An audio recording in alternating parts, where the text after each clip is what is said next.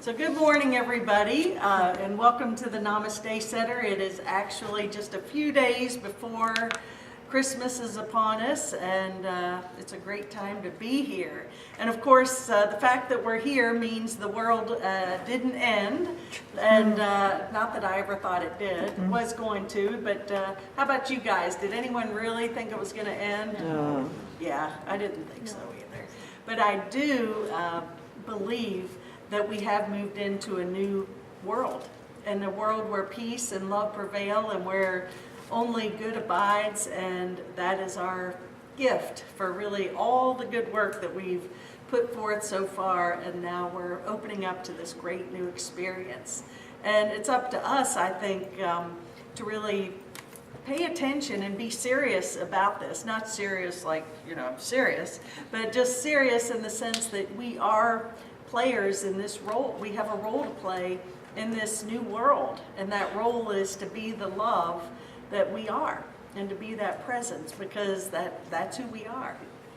And I want to go back a little bit. I know that the day before, the 20th, was a gloomy day around here. It was raining, cold, it's one of those bone-chilling, yucky days. And of course, I don't know what got into me, but I had the History Channel on, and I was watching every show, the end of the world and Nostradamus, and it was just interesting. I don't know. And of course, Greg Braden was on, and he was telling his 2 cents about everything, and it was just, Ellen was like, turn that off, it's so depressing. And I thought, well, it's not really. I like to hear everyone's perspective and ideas about what's happening, and I didn't really engage in the negativity and the fear. But it seemed like the day being gloomy and all that on TV was just there. But I was holding the vision for exactly what happened, and that was the transition of the world from darkness to light, from fear to love, and that's where we are now. We've got the new world here, and it's up to us to really make decisions that continue the perpetuation of more love and light and truth on the planet. And it's very exciting to me. I feel it.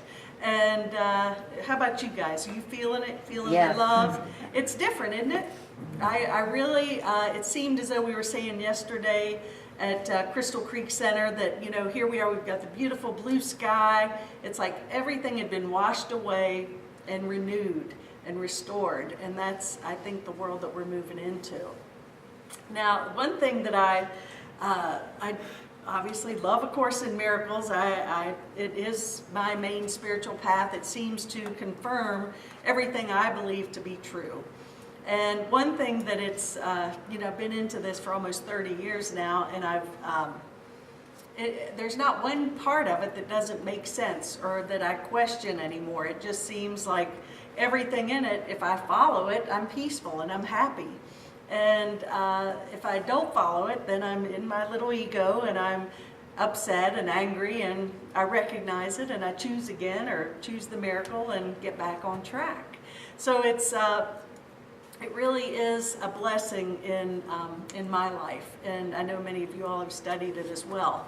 And I'm not here to proclaim it's the only path, but it certainly, I think, is inclusive and really merges science and what science has been telling us and spirituality over the years, that we are all one, and that we are light, that we're only love, and that this world is not our home. In other words, the kingdom of heaven is our home, and this world that we've made up is actually a distraction from keeping us aware of our home in heaven. So I believe that the transition into the new world is really living by and making the decision that we choose heaven over hell, that we choose peace over conflict. And as we do that, since each time, every one of us, as the Course says, every beneficent thought that I have or you have transforms the world. So I don't have to go out and fix or change or heal anybody. I just have to deal with my own stuff. And it's, in that respect, heaven and hell is a choice that I make in every moment, that we all make. Now, Patricia Kota Robles, do you all receive her emails and follow her? Oh, really? Wow. Oh, there you go. Most of the people people are always forwarding me her things, and she's a gifted prophet, no doubt. I mean, she's got some great messages. I'm by no means here to disagree with her or by any means, but over the past, one thing Brian discussed last week was the idea about the two worlds. And the world, as I said earlier today, the world where the light workers sort of split off, and at this monumental date, 12/21/2012, and the light workers will all create their own world, and then the laggards will be left behind to figure it out for themselves, more or less. And last year I got into a conversation, actually, if you all were here when Brian spoke last year, about he was speaking about the laggards, and I asked him, I said, well, Brian, what about the idea that we're all one? And he says, well, we're not ready for that yet, and blah, blah, blah, and the laggards are here, and that was cool. I mean, everyone's got an opinion, an idea.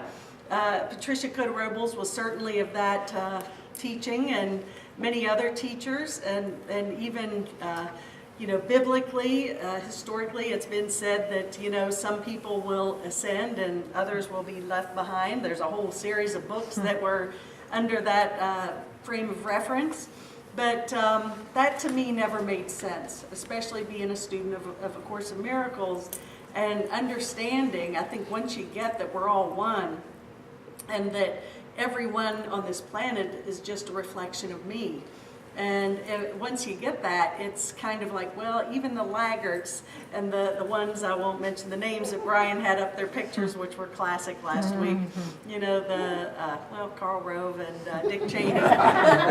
Even they are in our little group here, our little pod. And, last week I had said that, this tragedy in Connecticut, I was obviously very emotional about it and upset, and it is a tragedy, and it's very sad what occurred up there. And I can't even imagine being a parent or a family member, a sibling of these children and these adults who were tragically murdered in Connecticut. And it's not to make light of that at all.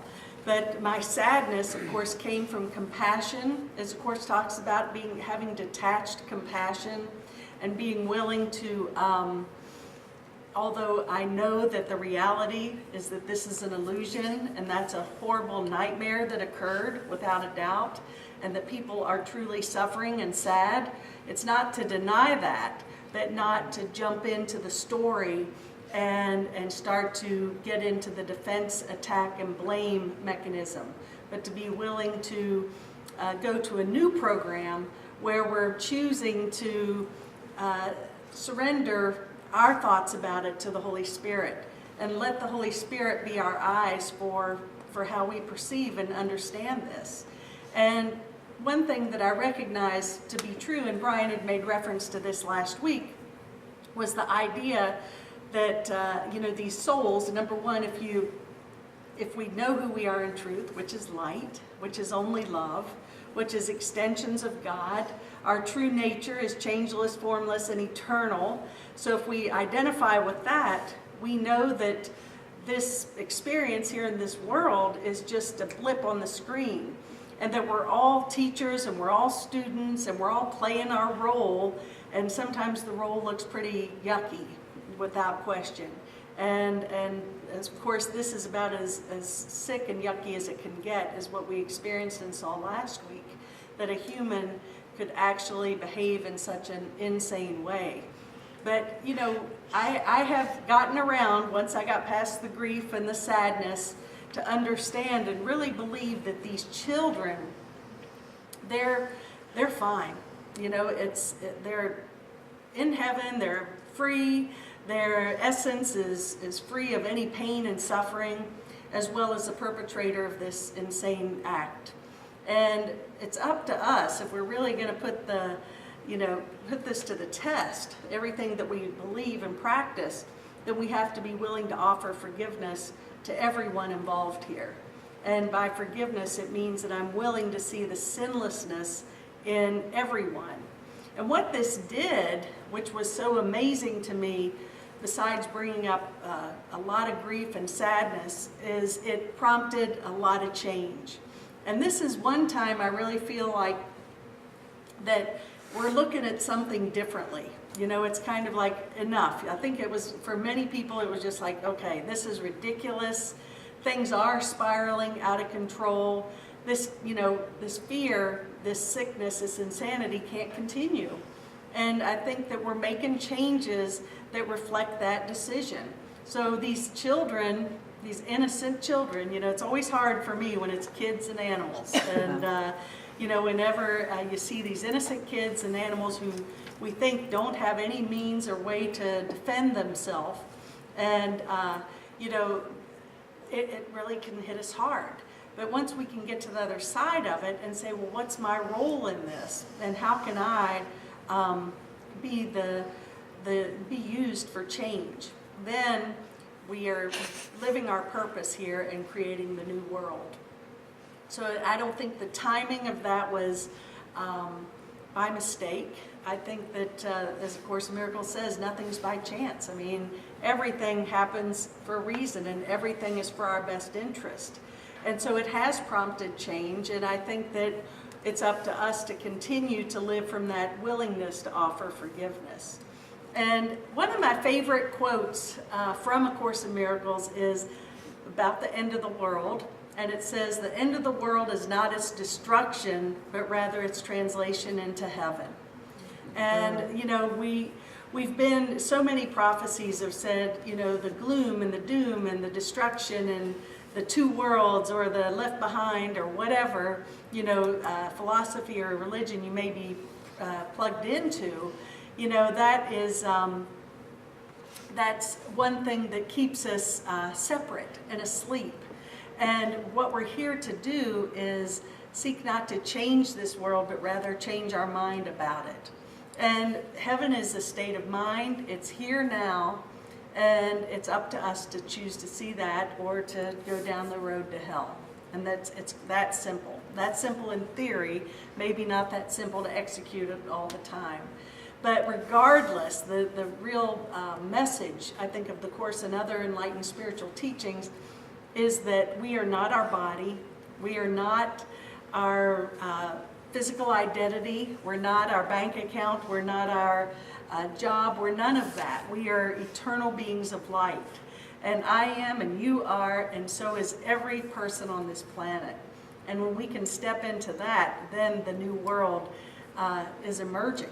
And that's what I believe this whole 2012 is all about. So when, back to Patricia, Kota Robles, last week, got the, you know, hot off the press, I got the email, guess what? We had done the work, and there doesn't need to be two worlds anymore. So I'm like, oh, goody. And, you know, she could have read this 30 years ago and saved herself a lot of gloom and doom.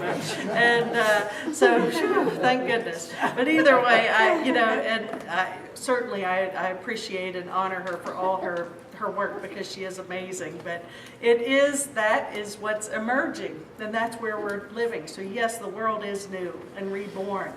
And if we can take that into our hearts and live from that premise, the best is yet to come, and I really feel that.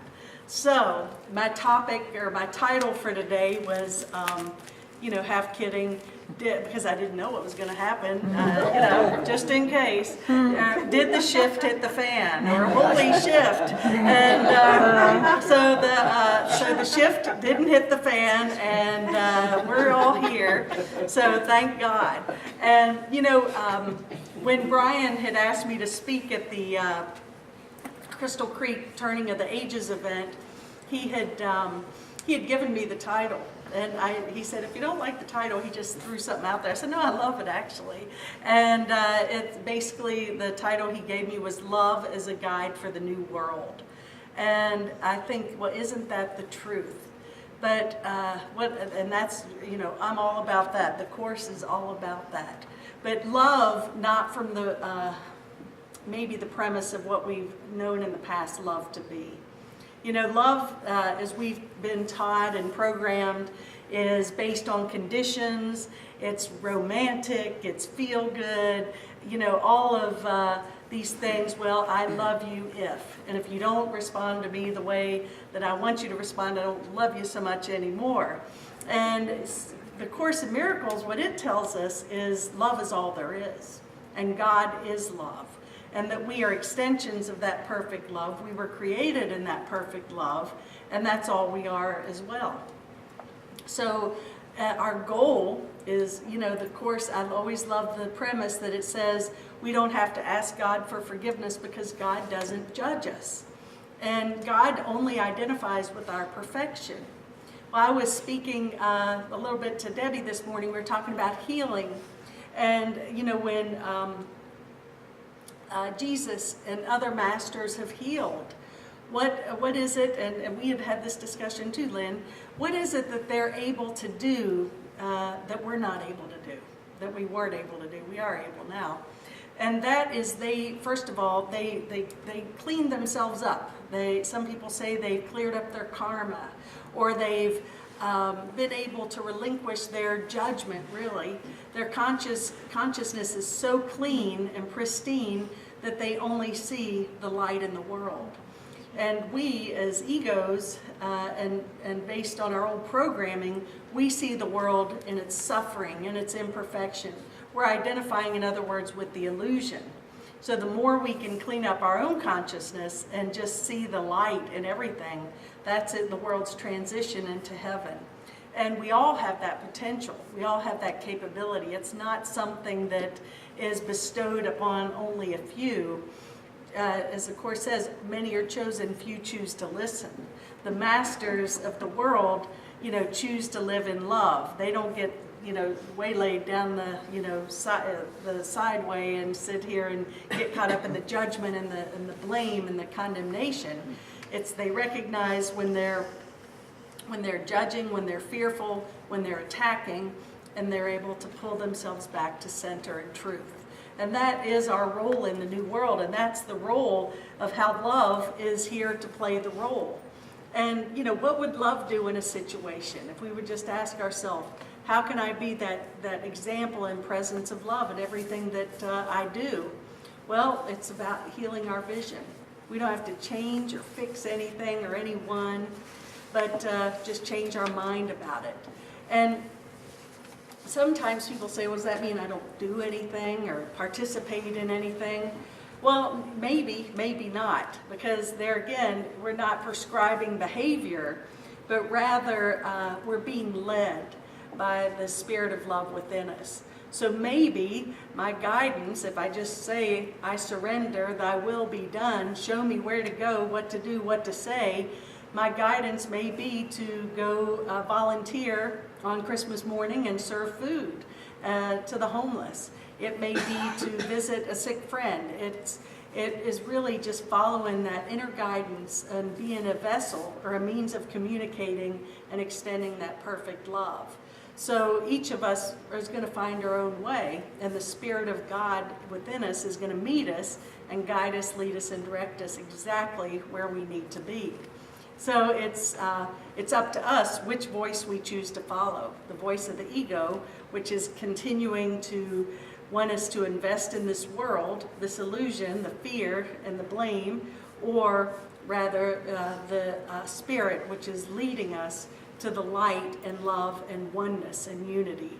So the good news is, as I said about Patricia, she came back and said, we've done the work, it's all good, so don't worry, we're all one world now, so got that. Brian last week, I was so happy to see that he, every slide, he said, and we're all one, and we're all one. So it's, you know, it's great, and it you know, it's fun. I think that, you know, we're here to be joyful and laugh and not get caught up in the, you know, saying, well, that's a wrong idea. Even when some people, for example, get caught up in their, there's many institutions, churches that aren't really teaching this, if you haven't heard. And if you haven't watched the History Channel on, the end of the world, but either way, it goes back to like what I was saying, Greg Braden, his whole, what he really, the phrase he uses so often is choice point. And that when people ask him, Greg, what's this 1221 thing? He's got all the science to support him and everything to back him up. And he said, well, the new world hasn't been created yet because we haven't created it. And so the choices we make in this moment are what is going to determine our future. And we do have that power. And even though it seems like it's sometimes beyond anything we can manage or do, it's that all the more important for us to plug into that light and love within us and ask Spirit, okay, this looks like it's beyond anything that can be fixed, sort of like physical cliff, but we really need a miracle. And with that as well. It's, that thing is just crazy to me. It's very interesting because they're acting like kids, and they're brats, and it's amazing, but I bless them at the same time and know that that's in divine order as well. But if I look outside to myself as that being my sustenance, that being my support and my means of being, then I could get really upset about it. But I do believe that the essence and the nature of each and every one of us is, beyond this world. It's not in this world. And when the Course in Miracles says, imagine, we can't even imagine what heaven is because there's nothing in this world that can even come close to it. Yet we continue to look for it. We look for it usually through relationships, our work, finances, whatever it is. If I have this in order and this in order, get this degree and what have you, then I'm going to be happy. And it goes on to say that imagine the greatest sense of peace and love and joy and harmony you've ever had and multiply that by 1,000 times and 1,000 times again, and that's not even a glimpse of what heaven is. So we can't even imagine what it is, but the point that it's making is that we throw heaven away for such meaningless things. And in the realm of eternity, I know that some friends of mine used to say, when they get upset, always to bring themselves back, well, in the realm of eternity, what's this really matter? It doesn't matter at all if you think about it. Think about something that you were so upset about, 10 years ago, 5 years ago, a year ago, that you look at now and say, man, I let that really get me so upset.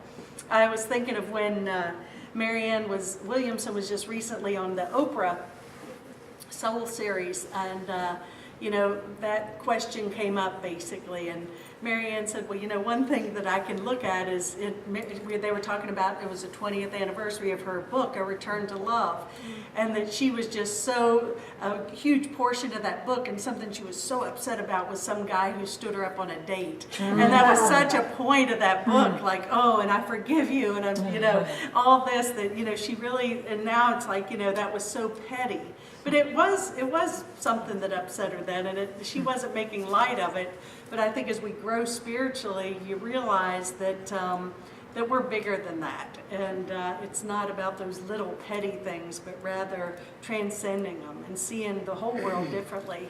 We don't have to continue to perpetuate all the madness and insanity. So, the Course, believe it or not, there's a section right here. How will the world end? And thank God. And but I love this because it goes on to say, well, can what has no beginning really end? The world will end in an illusion as it began. Yet will its ending be an illusion of mercy, the illusion of forgiveness complete, excluding no one, limitless in gentleness, will cover it, hiding all evil, concealing all sin, and ending guilt forever. So that's how the world will end. Its translation into heaven. And it says that until the illusion of forgiveness is complete, and as I said, excluding no one, we're going to stay here. Everyone's a part of this. I always love in my mind, I look at it, Shakespeare's quote, all the world's a stage and we're but the players. We're the players in this a big stage that we call, classroom earth or whatever. And I envision this translation into heaven, that final step. We hold everyone's hand and we take a bow and we go back to the reality of the no place like home, the heaven that we never really left. We had just fallen asleep and now we've awakened again to that reality. And it goes on to say, until forgiveness is complete, the world does have a purpose. It becomes the home in which forgiveness is born and where it grows and becomes stronger and more all-embracing. And here it is nourished, for here it is needed. So, it goes back. There again, what's our only role here? I mean, if you really want to cut to the chase, we can go through a lot of karma, a lot of stuff, really fast, or delay is meaningless in eternity but tragic in time. If you want to accelerate it, our only function is forgiveness, period. And forgiveness is being willing to lay my thoughts, my feelings, my judgment of how I think things should be aside and let God's eyes be my vision. And when I do that, I see that the world is already perfect. I see heaven is here. There's nothing really to fix or change except my mind about it. That's our mastery. That's where we're really, if we want to create that, from that choice point, the new world, it's up to us to make every decision from that premise and that choice. And it goes on to say, certainly this seems to be a long, long while away. That it says, it doesn't have to be, basically. I'm going to paraphrase it here. It seems to be like, oh God, we've got so much work to do. Yes and no. I mean, until all of our salvation is complete, we're not going to awaken. But on the other hand, we can do it now or we can do it later. It's up to us. But the message of this new world, I believe, is for us to ground that. And the one thing that was more exciting to me than anything about this whole shift is think about all the millions and millions and millions of people on December 21st who came together in harmony and love and peace, envisioning in this new world. That is, I mean, if we understand, I think we're all from the belief here that this, world is an effect of our consciousness, our thoughts, and if we come together collectively in peace and love, that is, it had to have a huge effect. And of course, some people say, well, nothing happened. There was like that, that silly cat on Facebook, the one that frowns all the time, and they always put little captions, and it's like a serious cat. And it's got his picture, it says, worst apocalypse ever. And, it's like, nothing happened. And so, it did. It was not a bad apocalypse, and it was a great apocalypse because it is moving us in that direction. We're in a new world now. And the Course goes on to say the world will end in joy because it is a place of sorrow. When joy has come, the purpose of the world has gone. The world will end in peace because it is a place of war. When peace has come, what is the purpose of the world? The world will end in laughter because it is a place of tears. Where there is laughter, who can longer weep? And only complete forgiveness brings all this to bless the world. In blessing it departs, for it will not end as it began. To turn hell into heaven is the function of God's teachers, for what they teach are lessons in which heaven is reflected. And now sit down in true humility and realize all God would have you do, you can do. Do not be arrogant and say you cannot learn this, His own curriculum. His word says otherwise. His will is done. It cannot be otherwise, and you will be thankful this is so. And so it goes on. I love this because, it says the world will end in joy and laughter. And there again, we take things way too serious. Just like that cat, it's like everything's so serious out there. It's not. We're here to build on that joy. The Holy Spirit is a spirit of joy, of love, of laughter. Choose things that keep us in that vibration. Because if we go back to the idea that everything in the universe is energy, to lift that vibe, it's about being in joy. So choose things that make you happy. I spoke to somebody who had been to the Star Knowledge Conference.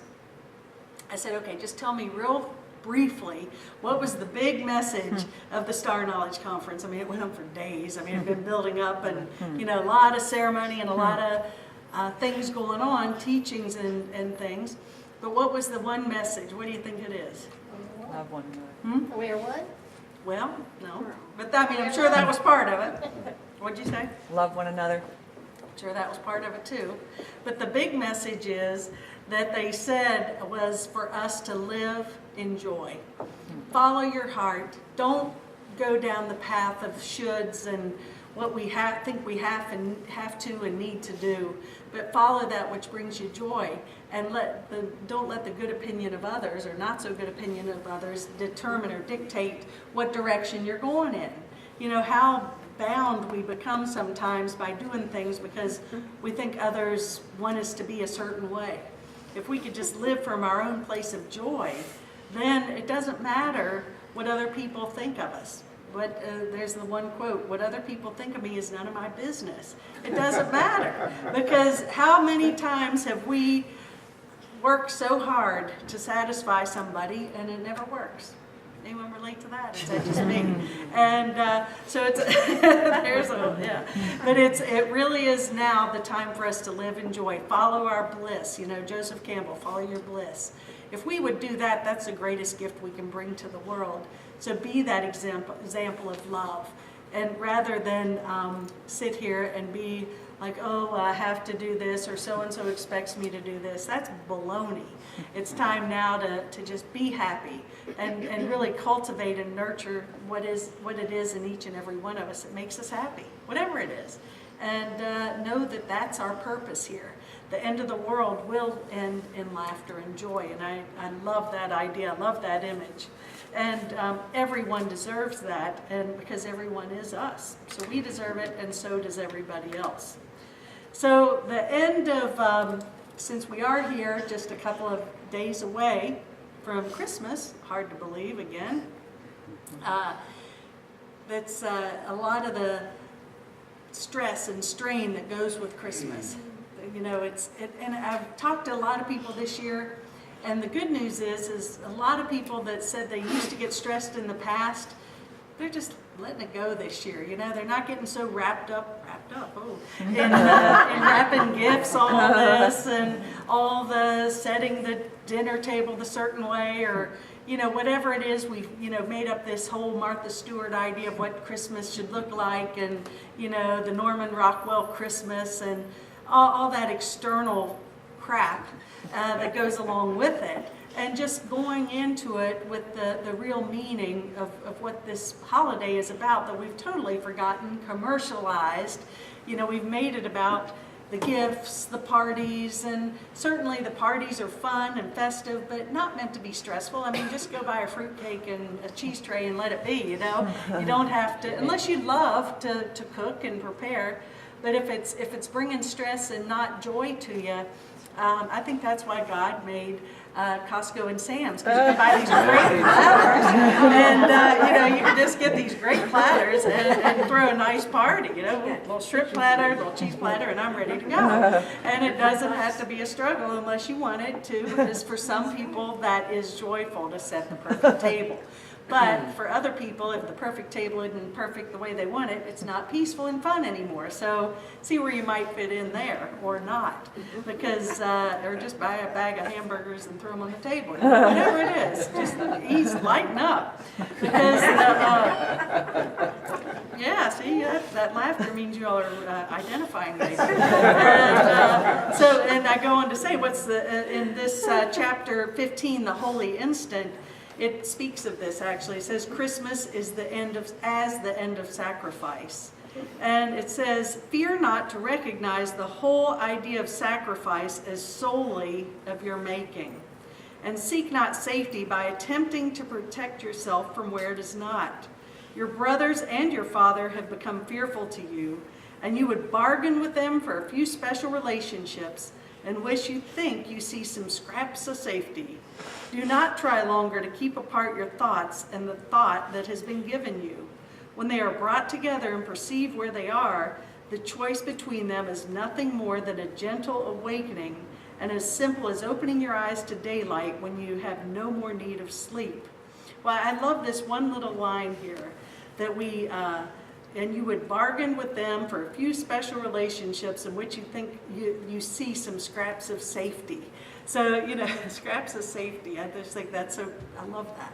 Because, we think that, oh, well, my safety is in this, or my identity is in this. That special relationship. Special relationship, is not based on love at all. It's based on need. And if I look and impose my needs and demands on any brother, then I'm actually holding them prisoner rather than letting them free. So it is, get off the cross. I mean, we'll just jump ahead to Easter here. Really, we've got to just quit being the martyr and sacrifice, and rather transform and heal and be in joy, whatever that looks like. And go into this holiday season with an open heart. Remember the true reason of the season, which it says the sign of Christmas is a star, a light in darkness.